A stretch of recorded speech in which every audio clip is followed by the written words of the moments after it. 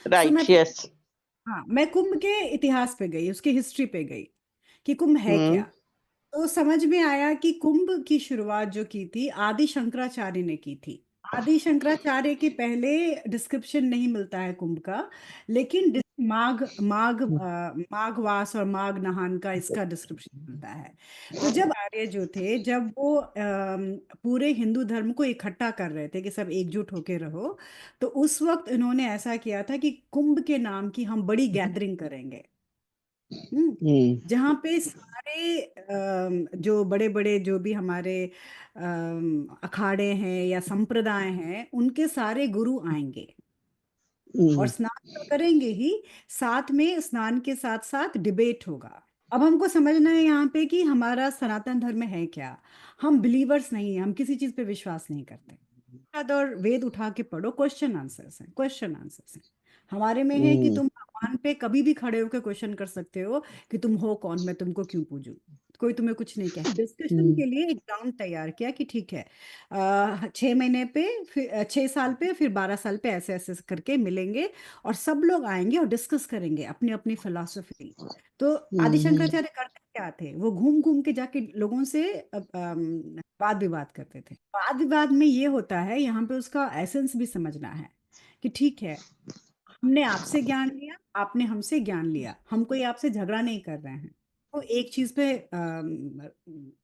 एक मत हो गए तो अच्छी बात है, नहीं भी हुए तो चलो हम एक दूसरे की फिलॉसफी पे पढ़ेंगे और उसको ध्यान देंगे। उसी से वेदांत आया, हम्म। शंकराचार्य का।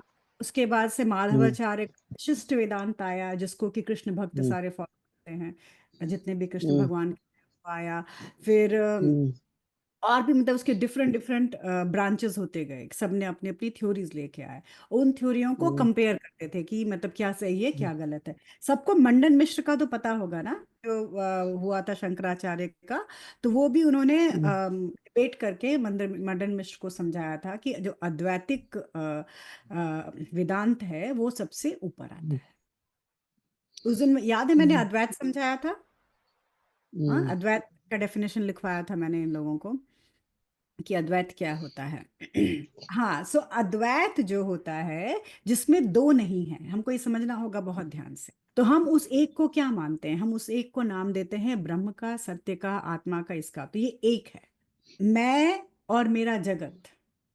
मैं और मेरा जगत जब तक है तब तक मैं द्वैत में हूँ।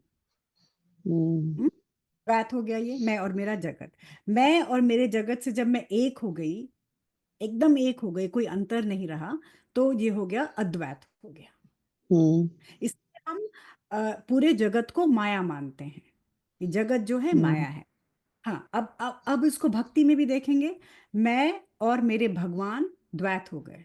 मेरा जगत था, मैं थी, मेरे सुख दुख थे, मैं थी, मेरे भगवान थे। तो ये सारे द्वैत के रूप, द्वैत के रूप में, इसमें हम हर जगह हर दो दो चीज है और हम वहां से अद्वैत में जा रहे हैं।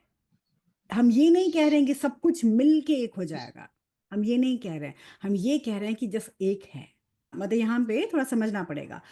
नॉर्मली होता है कि नहीं नहीं सब कुछ मिल के एक हो जाएगा, नहीं। हम ऐसा मान ही नहीं रहे कि कुछ दूसरा है, सिर्फ एक है और उस एक को ब्रह्म कहते हैं। उस ब्रह्म से ही सब कुछ होता है, उस ब्रह्म से ही शक्ति का संचार होता है, संसार बनता है, सब कुछ होता है। और अंत में जाके हमको उस अद्वैत, उसी को इंग्लिश में वननेस कहा जाता है। आप लोग पढ़ते होंगे जगह जगह वननेस का नाम आता रहता है आजकल, वननेस वननेस। तो वननेस मतलब वही एक, लेकिन उसका अर्थ लोगों को समझ में नहीं आता है। लोग सोचते हैं कि मैं मेडिटेट कर रहा हूँ और मेडिटेट करके वननेस में चला जाऊंगा। कुछ हद तक होता भी है जिसको, और अगर उसको मेडिटेशन की भाषा में बोले तो निर्विकल्प समाधि हो गई। निर्विकल्प समाधि का अर्थ क्या होता है, जहां कोई दूसरा विकल्प नहीं है। विकल्प मतलब ये हुआ ना कि दूसरा कुछ, जहां कोई दूसरा ऑप्शन विकल्प, ऑप्शन नहीं। ऑप्शंस नहीं है, जहां पे सिर्फ एक हम्म। ही। हम विशिष्ट अद्वैत से जाएंगे, जो कृष्ण के भक्त जो विशिष्ट अद्वैत पे चलते हैं, उनसे जाएंगे तो वो भी आगे चल के अपने कृष्ण के साथ एक हो जाते हैं। तो यहाँ पर है कि मेरे और मेरे भगवान में कोई अंतर नहीं होना चाहिए, एकदम एक हो जाना है उनके साथ। तो लास्ट में एक अद्वैत बचता है, एक ही बचता है। इसीलिए हम इसीलिए उस दिन जब मैं तंत्रा पढ़ा रही थी तो मैं समझा रही थी कि कुछ भी अच्छा और बुरा नहीं होता, सब उसी एक का पसारा है, पूरा जगत उसी एक का पसारा है, तो कुछ बुरा नहीं है। दूसरा ये देखना है कि माघ एक ठंडा महीना होता है, राइट, नॉर्थ इंडिया में काफ़ी ठंड होती है, और उसमें आके आप नदी के किनारे टेंट लगा के या झोपड़ी बना के आप उसके अंदर रह रहे हो, अपने परिवार का सारा, घर का सारा कंफर्ट छोड़ के आके रह रहे हो। तो ये क्या था, आपको तपस सिखाना कि तप करना जरूरी है, मन को साधना है और साथ में शरीर को भी साधना। हम हमेशा अपने पूरे शरीर को पूरा कंफर्ट नहीं दे सकते कि हम बहुत कंफर्टेबल रहें और भगवान हमको मिल जाएंगे, या हमारे अंदर किसी भी तरह का ब्रेक थ्रू हो जाएगा, हम अध्यात्म में आगे बढ़ेंगे, हम जीवन में आगे बढ़ेंगे, ऐसा हो ही नहीं सकता। शरीर को भी कष्टों से जाना होगा, मन को भी कष्टों से परे जाना होगा, शरीर को भी हमें भूलना पड़े। तो वो सिखाया जाता था कि ठीक है, अपना सारा कंफर्ट। अब क्या था कि कोई फोन या कम्युनिकेशन नहीं था, कैसे बताएंगे लोगों को, तो पांचांग में डाल देते थे कि ये इस दिन का नहान है। अब इस दिन का नहान है तो सारी दुनिया सारे जगह से चल के वहां पे आके मिल रही है। तो सोचना है कि हमारे ऋषि मुनि कितना उनको नॉलेज था, कि कैसे लोगों को खबर किया जाए, बस पंचांग में डाल दो। अब इससे जुड़ा एक और वाक्य है, मैंने कहीं पढ़ा था, मुझे बहुत दुख भी हुआ था सुन के, कि कभी प्रयागराज में कोई कुंभ उम्भ लगा था अंग्रेजों के टाइम पे। तो अंग्रेज एकदम चकरा गए कि इतने सारे लोग एक साथ कहाँ से आ गए, इतने सारे लोगों को खबर कैसे मिली कि इस दिन इस टाइम पे आके नहाना है। तो उन्होंने किसी से पूछा कि क्या है, तुमको कैसे पता चला कि इस दिन इस समय पे आके यहाँ नहाना है। तो लोगों ने बोला कि पांचांग, पांचांग में लिखा होता है, उसको पढ़ के लोग आ जाते हैं, कोई किसी को नहीं बोलता है। तो ये पांचांग क्या है और किसने बनाया है, तो उन्होंने बताया कि कोई तो कुटिया में कोई ब्राह्मण रहते थे कि हाँ, उन्होंने ही ये पांचांग बनाया है। जो ब्राह्मण होते हैं वो बैठ के बनाते हैं और इसके आधार पे सब लोग अपना अपना काम करते रहते हैं। अंग्रेजों को उस दिन ये बात समझ में आ गई कि अगर हिंदुज्म को खत्म करना है, सनातन धर्म को खत्म करना है, तो ब्राह्मण को खत्म कर दो। ब्राह्मण कहेंगे तो उसकी सब लोग सब बातें मान लेंगे। उसी दिन से एंटी ब्राह्मण का जो सेंटिमेंट शुरू कर दिया उन्होंने, हर जगह ब्राह्मणों को गलत साबित करना शुरू कर दिया कि साधु संत अच्छे नहीं हैं, ब्राह्मण खराब हैं, उनके ऊपर गंदी पिक्चरें बनने लगी, हर जगह उनका नाम आने लगा। ऐसा नहीं है कि कुछ खराब नहीं होंगे, डेफिनेटली कुछ लोग खराब भी होंगे, पर मेजॉरिटी जो है उनको उसी समय से एंटी ब्राह्मण कल्चर शुरू हो गया। कि ब्राह्मण अच्छे नहीं होते हैं, किसी ब्राह्मण को दान देने में भी हम लोगों की जान जाती है कि कहीं और होटल में खर्च कर देंगे, ब्राह्मण को कोई दान नहीं देना चाहता। तो ये वहां से शुरू नहीं हुआ मैं था कि ब्राह्मण। सो अब हम आते हैं कि ये कुंभ की जो पौराणिक कहानी है उस कहानी पे आते हैं कि पुराणों में कुंभ के बारे में क्या कहा गया। तो हमेशा क्या होता है कि उपनिषद और इसमें वेद में सूत्र होते हैं, मंत्र होते हैं। उन सूत्रों को, उन मंत्रों को बताने के लिए पुराण में उनके ऊपर कहानी लिखी गई है। जैसे कि दो लाइन, दो वर्ड्स का, तीन वर्ड्स का, चार वर्ड्स का कोई सेंटेंस होगा, उस चार वर्ड के सेंटेंस को समझाने के लिए लोगों को बड़ी बड़ी कहानी लिखी जाती है। तो उसी तरह हम मानते हैं वेदांत की दृष्टि से कि एक बहुत बड़ी कहानी आ, लिखी गई। तो कहानी क्या थी, कहानी यही थी ना कि देवता और दानव जो थे, दोनों की दोनों मृत्यु से डरे हुए थे। उनको चाहिए क्या था, उनको अमृत चाहिए था। तो यहाँ समझना जरूरी है, अच्छा इंसान हो या बुरा इंसान हो, दोनों की दोनों मृत्यु से डरते हैं। मौत से सबको डर लगता है, सबको ये रहता है कि हम ज्यादा से ज्यादा समय तक जिंदा रहें। तो दानव और दोनों ही दोनों मृत्यु से डरे हुए थे, उनको था कि हम मर जाएंगे। अब थोड़ा दिमाग पे जोर लगाओ, मृत्यु किसकी होती है? मुसादा शरीर की। होता है। एक शरीर शरीर, की। हाँ। और दूसरा देखिए, डर किसको लगेगा, क्या शरीर को समझ में आता है कि उसकी मौत हो जाएगी? नहीं, नहीं डर तो मन को लगता है। हाँ। मन किसका प्रतीक है? चेतना। ना, मन चेतना का प्रतीक नहीं। नहीं है। थोड़ा और, माया। ईगो का प्रतीक है, आई का प्रतीक है, अहम का आई प्रतीक का है। पति यस। मन जो है वो अहम का, ईगो का प्रतीक है, कि ईगो जो है उसको डर लगता है कि मैं मर जाऊंगा। अब हमको देखना है कि देवता में भी ईगो है और दानव में भी ईगो है, दोनों में बराबर का ईगो चल रहा है। हम्म अब देवता और दानव दानव में अंतर क्या हो गया कि देवता जो हैं वो सत्य की तरफ देख रहे हैं, वो कम से कम ईगो है थोड़ा बहुत उनके अंदर, पर वो सत्य की तरफ, ब्रह्म की तरफ देख रहे हैं। हम्म वो सत्य पे चलने की कोशिश कर रहे हैं। दानव क्या हो गए, उनके अंदर उनका ईगो बहुत बड़ा है और वो माया पे ऑपरेट होते हैं। उसका ऑपरेशन समझना पड़ेगा। ये जो दानव है वो फुली माया के कंट्रोल में है। हाँ, और जो देवता है वो धीरे धीरे माया को छोड़ के सत्य की तरफ जा रहे हैं। पर दोनों में कॉमन हमको क्या दिखा, दोनों में कॉमन है कि ईगो दोनों के अंदर है। हम्म बराबर मात्रा में दोनों के अंदर ईगो है। सो इन दोनों को लगा कि हम दोनों को कुछ ऐसा करना चाहिए, कहीं से अमृत मिल जाए तो हम लोग अमर हो जाएं। तो उसके बाद से इन दोनों ने इन लोगों ने अपना डिसाइड किया कि चलो हम समुद्र का मंथन करते हैं। और समुद्र के मंथन के लिए इन्होंने मंदार पर्वत को लिया, ये तो हमको पता है, बड़ा सा पर्वत था, उसको लिया। फिर वासुकी की रस्सी बनाई। हम्म और फिर उसमें कहा कि जो जहाँ पे नाग का चेहरा है उधर सब सारे दानव चले जाएं, पूंछ की तरफ देवता रहें, जिससे कि वो अपनी रक्षा करें। जब जब भव सागर में जब मंदार पर्वत को डाला गया तो क्या हुआ, वो पूरा की पूरा नीचे सिंक होने लगा। हम्म जब नीचे सिंक होने लगा तो इन दोनों को भगवान की याद आई। तो सबसे पहले विष्णु भगवान आते हैं मदद करने के लिए, तो उन्होंने पूछा क्या हुआ है, तो मंदार टिक नहीं पा रहा है।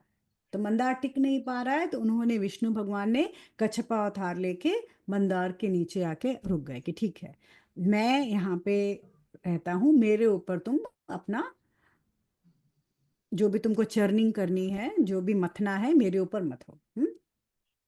अब इन्होंने मथना शुरू किया।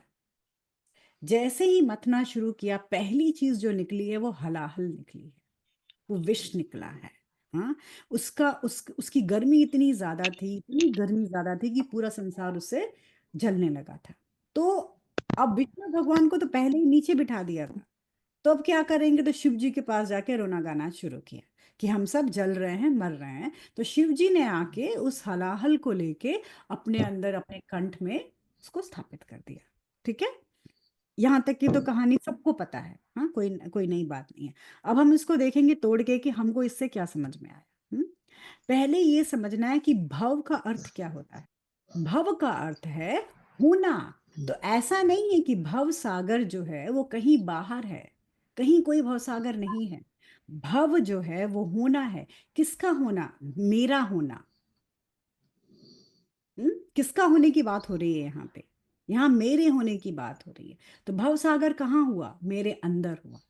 अब मेरे अंदर अगर मेरी प्रवृत्ति ऐसी है कि मैं भगवान की तरफ ज्यादा हूँ, सत्य की तरफ देख रही हूँ, तो मैं देवता हो गई। अगर मेरी प्रवृत्ति ऐसी है कि मुझे बस खाना पीने, मौज मस्ती, सुख दुख में मजा आता है, तो मैं क्या हो गई, मैं दानव हो गई। मेरे अंदर ही दोनों चीज है। और हमारे अंदर क्या होता है, अपने अंदर भी सोच के सब लोग देखो, हमेशा ऐसा होता है ना कि मंदिर जाना हो, मेहनत करनी हो, तो भगवान का मेडिटेशन करना हो, भगवान को याद करना हो, वहीं पे कोई पार्टी हो, अच्छा खाना हो, डांस हो, शराब हो, तो हम क्या करेंगे, जो लोग शराब पीते हैं ऑब्वियसली उनके लिए, हम लोग क्या करेंगे, एक बार को मंदिर छोड़ देंगे जाना, लेकिन हम पार्टी में जरूर जाएं। राइट, समझ में आ गया। हम सबके अंदर ऐसा होता है। कुछ ही, बहुत ही कुछ लोग ऐसे, बहुत कम लोग ऐसे होते हैं जो एक पार्टी को छोड़ देंगे और बोलेंगे नहीं, मेरे मंदिर जाने का टाइम है, मेरे पूजा करने का टाइम है, मैं पहले अपना भगवान को याद करूंगा, मेरे मेडिटेशन का टाइम है, या मेरी साधना चल रही है, मैं अपनी साधना को नहीं छोड़ूंगा। हाँ, तो हम अब इसको हम दूसरे अर्थ में लेंगे कि अगर हमें माया की तरफ जाके छोटे मोटे काम करके अगर खुशी लेनी है, तो हम सबसे पहले उस तरफ जंप करते हैं। तो ये लड़ाई हमेशा हमारे अंदर चलती रहती है कि मंदिर जाएं कि पार्टी में जाएं, अच्छा काम करें कि बुरा काम करें। अच्छा काम हमेशा कष्ट देता है, हाँ, क्योंकि वो आपको क्लीन कर रहा है, आपकी सफाई कर रहा है। बुरा काम जो है वो आपको बेहोश करके रखता है, कि आपको होश ही नहीं है कि आपको कि आपके लाइफ में चल क्या रहा है। जब हमको होश होता है, जब होशमंद होते हैं, तब हमको समझ में आता है ना कि क्या अच्छा है क्या बुरा है। और जो बेहोश हैं, सिर्फ पार्टी पीपल है, उनको तो कुछ समझ में ही नहीं आता है कि क्या चल रहा है लाइफ में। तो इस तरह से हम अपने अंदर देखते हैं कि देवता क्या हो गया और दानव क्या हो गया। अब उसके बाद से जो हमारा जो ईगो है, हमारा जो चलता रहता है, हम अपने ईगो को खींचते हैं बैठ के। तो ईगो क्या हो गया? वासुकी नाग हो गया। हम उसको रगड़ रहे हैं बैठ के मंदार पर्वत पे। और मंदार पर्वत क्या हो गया? मंदार पर्वत हमारे लिए हो गया कि जैसे कि हमने अपने अंदर कुछ ले लिया है, हमने एक संकल्प लिया है, और उस संकल्प पे हमारा ईगो इधर से उधर जा रहा है। और वो संकल्प क्या है? कि हमें अच्छा होना है, हमें अपने अंदर से अच्छाई बाहर निकालनी है। समझ में आया? तो भव सागर कहाँ था? हमारे अंदर था। मंदार पर्वत क्या हो गया? हमारा प्योर ईगो हो गया। दैत्य और दानव कौन हो गए? जब हम अच्छे हैं तो ये हैं देवता हैं, जब हम बुरा कर्म करते हैं तो हम दानव हो गए। तो हमारे अंदर ही ये लड़ाई चलती रहती है 24 घंटा, कि हम अच्छे रहें कि हम बुरे रहें। हाँ, तो और क्या है, जब भी हम कोई काम करना शुरू करते हैं, जब भी कुछ भी शुरुआत करते हैं, तो भगवान से मदद मांगते हैं कि हे भगवान हमारी मदद करो। तो वो विष्णु भगवान नीचे आके हमको सहारा देते हैं कि ठीक है चलो तुम काम शुरू तो करो, मैं तुम्हारे साथ हूँ। तो ये इतना हो गया। अब हलाहल निकला पहले। अभी जब सबसे मैंने सबको मेडिटेशन कराना शुरू किया है या थोड़ा थोड़ा वेदांत पढ़ाना शुरू किया है, सारे अपने आप को ही सोचते रहते हैं कि अरे मेरे अंदर ये गंदगी थी, मेरे अंदर ये चीज थी, मेरे अंदर ये था, मैं ऐसी थी, मेरी वैसी थी। तो वो क्या हो गया? जो अपने अंदर की जो गंदगी खुद से दिखने लगती है, अपने अंदर की गंदगी जो तकलीफ देती है, वो क्या हो गया? वो हलाहल हो गया ना। अब यहाँ दो तरह के लोग होते हैं। हाँ, एक तो जब गंदगी दिखने लगी, जब दिखने लगा कि मैं क्या हूँ, अंदर से जहर बाहर आने लगा, तो आधे लोग तो 95%, 98% लोग छोड़ के भगवान को भाग जाते हैं। बोलते हैं कि नहीं, मेरे अंदर ताकत नहीं है इस विष को पीने की, मैं इस विष को पी नहीं सकता। हम्म? अब बच रहे हैं 2-3% लोग होते हैं जो कहते हैं ठीक है चलो जितना भी जहर है मैं बैठ के पी लूंगा। हम्म? और मुझसे नहीं पिया जा रहा है, मुझे नहीं समझ में आ रहा है कि जहर जहर कैसे पीना है, इस पूरी परेशानी को कैसे हैंडल करना है। तो चलो मैं अपने किसी गुरु के पास, अपने से किसी बड़े के पास जाता हूँ जो मुझे समझा सके। तो वो गुरु, वो बड़ा शिव हो गए। और हमारे लिए कौन होता है कि हम किसी के ऐसे के पास जाके अपनी प्रॉब्लम बोलते हैं जिसको हमें लगता है कि वही से हमारी प्रॉब्लम समझ में आएगी, ये हमें रास्ता दिखा देगा। और वो बड़ा क्या कहता है? वो ये कहता है कि ठीक है तुम्हारी ये परेशानी है, चलो तुम्हारी ये परेशानी मैं सॉल्व करा देता हूँ, या अगर मैं तुम्हारी ये परेशानी ले सकता हूँ जिससे कि तुमको मुक्ति मिल जाए, तो मैं तुम्हारी परेशानी ले लेता हूँ और तुम मुक्त हो जाओ। तो वो शिव हो गए कि जो गंदगी को अपने अंदर ले लिए और देवताओं दानवों को उन्होंने मुक्त किया। हाँ, शिव हमारे जीवन में कोई भी हो सकता है। हाँ, कोई भी हमारा गुरु, कोई हमसे छोटा, कोई हमसे बड़ा, कोई भी ऐसा इंसान हो सकता है जो हमें समझा दे, जो परेशानी को खत्म कर दे। तो वो हो गया, हलाहल हो गया। अब ये है, अब यहाँ से आती है दूसरी बातें। जब हलाहल खत्म हुआ, उसके बाद 14 रत्न निकले हैं हमारे अंदर से। 14 रत्न निकले हैं। तो ये 14 रत्न क्या हुए? 14 रत्न हो गए कि सारे की सारा माया फैली हुई थी। तो पहला क्वेश्चन आता है कि पहले आप जहर को पियो तो कम से कम, पहले परेशानी को झेलो तो कम से कम।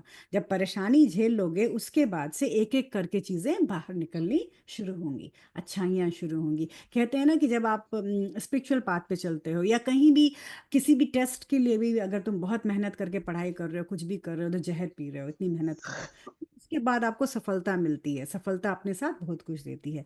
तो जैसे वृक्ष आया, घोड़ा, चशवा घोड़ा आया, धन्वंतरी निकले, लक्ष्मी माँ निकली। हाँ, ऐसे कर करके कितने सारे हीरे मोती निकले, कितनी सारी चीजें आई। तो इतनी सारी चीजें समुद्र मंथन से निकली। तो जब हम अपने आप को मथेंगे, जब हम अपने आप को देखेंगे कि हमारे अंदर क्या चल रहा है, पहले जहर बाहर निकलेगा, फिर एक एक करके एक एक करके एक एक करके ये सारी चीजें बाहर आएंगी। इन्हीं को हम स्पिरिचुअल लैंग्वेज में सिद्धियां कहते हैं। होता है ना कि आप जो बोलो वो हो जाता है, आप जैसा चाहो वैसा हो जाता है। तो क्या है ये सब?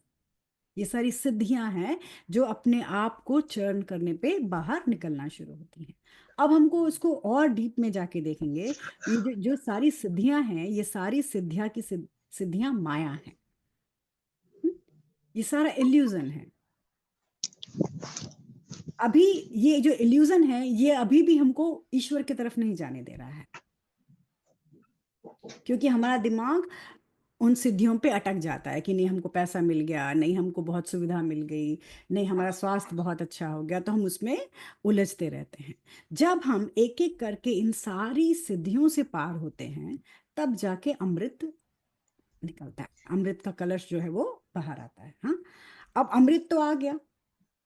अमृत के आने के साथ क्या हुआ कि दानवों को भी चाहिए और देवताओं को भी चाहिए, दोनों को अमृत एक साथ पीना है। तो उस वक्त फिर हमारा जो इंटेलिजेंस होता है, जिसको हम भगवान विष्णु का नाम दे सकते हैं, कि जो हमारा प्योर इंटेलिजेंस होता है, वो इंटेलिजेंस हमें समझाता है कि किसको देना है, किसको नहीं देना है। मैं हमेशा कहती हूँ ना, किसी को हेल्प करने से पहले भी सोचना चाहिए कितना हेल्प करना है, कितना नहीं करना है। तो वो इंटेलिजेंस के रूप में भगवान विष्णु फिर बाहर आते हैं। भगवान विष्णु अपने हाथ में वो अमृत लेके, और उसके बाद से वो देते हैं दानवों को, और दानवों को नहीं देते हैं, थोड़ा सा वो करते हैं, छल करते हैं, और छल करके वो देवताओं को देते हैं, दानवों को नहीं देते हैं। हम्म? तो जो प्योर इंटेलिजेंस होती है वो क्या क्या देखती है कि हु इज वर्दी, वर्दी कौन है उस अमृत के लिए। ऐसा नहीं है कि कोई चीज है तो वो सबके लिए है। वर्दी कौन है, किसके अंदर कैपेसिटी है कि वो इस चीज को ले जाए, इसको पचा ले, और इससे वो अच्छा करे। हम्म?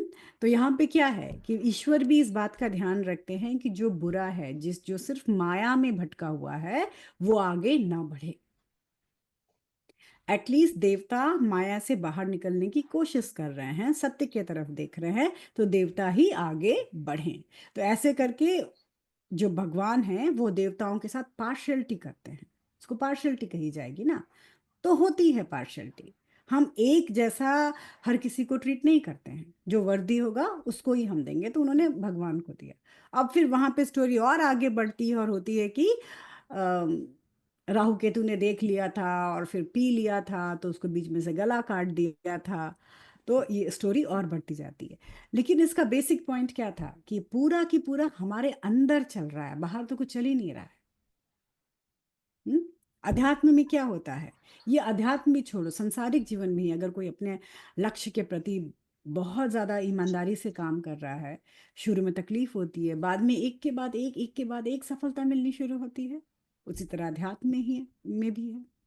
शुरू में तकलीफ होगी, फिर एक के बाद सफलताएं मिलेंगी, सिद्धियां मिलेंगी जो आपको माया में लपेट के रखेंगी। लेकिन उन सिद्धियों से परे अमृत की तरफ देखना होता है, कि हम उन सिद्धियों से भी परे जा रहे हैं, हम अब अमृत की तरफ देख रहे हैं। और जो जो पूर्ण रूप से पवित्र हो गया, जो पूर्ण रूप से चैतन्य हो गया, वो तो ऐसे ही अमर हो गया। उसको किसी अमृत को पीने की जरूरत ही नहीं है। अमृतत्व है क्या? हम्म? अमृतत्व तो यही है ना कि जहां पे मरने का डर ना हो। मरने का डर किसे है? मरने का डर हमारे अंदर के ईगो को है, कि मर जाएंगे मर जाएंगे मर जाएंगे। जब ईगो ही खत्म हो गया, जब ईगो ही नहीं रहा किसी तरह का, तो हम तो ऐसे ही अमर हो गए। अब हमें कौन मार सकता है? तो इस चीज को वेदांत से देखेंगे तो हमको इसका डिस्क्रिप्शन ऐसे समझ में आता है। अब हमारे ऋषि मुनि बहुत स्मार्ट थे, बहुत ही स्मार्ट थे। उन्होंने सही सही अर्थ किसी चीज का नहीं लिखा है। उन्होंने कहानियों में फंसा फंसा के लिखा हुआ है, कि अगर तुम्हारे पास दिमाग होगा, उतना इंटेलिजेंस होगा, तुम डिगोट कर लोगे इसको। नहीं होगा तो तुम कहानियों में रस लेते रहोगे। और होता क्या है, हम लोग सिर्फ कहानियों में रस लेते हैं, ये कहानियां बड़ी जूसी हैं, बहुत मजा आ रहा है सुन के, अच्छा ऐसा हुआ, अच्छा फिर उसके बाद क्या हुआ था, अच्छा उसके बाद क्या हुआ था, हम उसी में डूबे रहते हैं। हम पीछे नहीं जाते कि अच्छा ऐसा लिखा ही क्यों गया था, इसका कारण ही क्या था, ऐसा क्यों कहा गया कि ऐसा हो रहा है। तो ये जो है ये थोड़ा बेसिक अंतर होता है।